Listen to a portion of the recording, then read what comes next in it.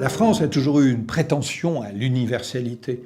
Les notions de liberté, d'égalité sont d'abord des droits. La fraternité, c'est un devoir.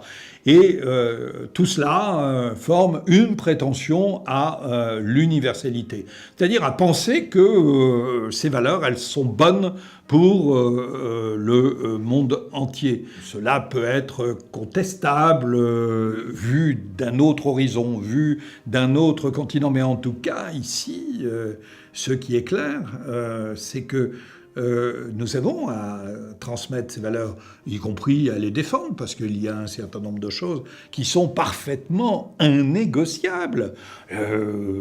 L'égalité homme-femme, il me semble que c'est une valeur universelle, avec une revendication qui monte dans le monde entier. Alors à plus forte raison, nous devons défendre cet élément-là fondamental ici, tout comme la laïcité, qui est évidemment une valeur de liberté. La liberté de croire, la liberté de ne pas croire, la liberté d'exercer son culte, sans risquer sa peau. Hein, il y a de nombreux pays dans le monde qui, aujourd'hui, punissent de la peine de mort ceux qui, par exemple, veulent changer de religion.